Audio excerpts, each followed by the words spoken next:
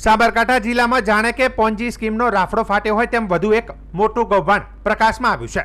હિંમતનગર સ્થિત AR consultancy નામની પેઢીના સંચાલકો દ્વારા રોકાણકારોને 3 થી 10% સુધીના આકર્ષક વળતરનું લાલચ આપી કરોડો રૂપિયાનું રોકાણ કરાવ્યું હોવાનું સામે આવ્યું છે।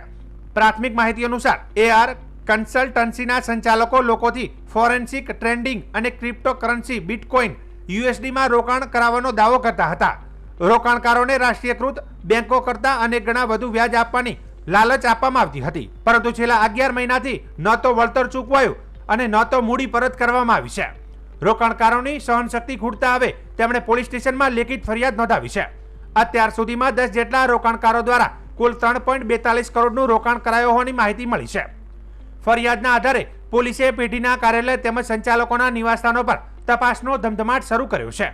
પોલીસે કેટલાક મહત્વના દસ્તાવેજો કબજે કર્યા છે અને 10 જેટલા સાક્ષીઓના નિવેદનો પણ નોંધ્યા છે। સંચાલકો અને એમના એજન્ટો હાલ ભૂગર્ભમાં ઉતરી ગયા હોવાનું માનવામાં આવ્યું છે। સાબરકાંઠા પોલીસ દ્વારા 3 થી વધુ ટીમો બનાવી સંચાલકોની શોધખોળ શરૂ કરવામાં આવી છે।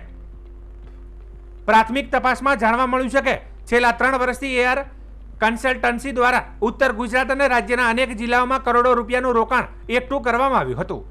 ઉલ્લેખનીય છે કે આ પહેલા BZ ગ્રુપ નામની પેઢી દ્વારા સાબરકાંઠા જિલ્લામાં આવો જ પોન્જી કૌભાંડનો ભંડાફોડ થયો હતો, જેનું સમન હજી થયું નથી અને હવે AR કન્સલ્ટન્સી દ્વારા કરવામાં આવેલા નવા કૌભાંડથી હજારો રોકાણકારોમાં ચિંતા ફેલાઈ ગઈ છે। મારું 17 લાખ રૂપિયાનું રોકાણ કરેલું, જે રોકાણ હું 11 મહિનાથી પુષ્પરાજ છે, ભરત છે, પરમાર જોડે મેં રોકાણ કરેલું, એમની જોડે વારંવાર રજૂઆત કરી મેં કે ભાઈ મારું પેમેન્ટનું શું છે કોઈ રિવ્યુ આપો, મને પેમેન્ટની જરૂર છે।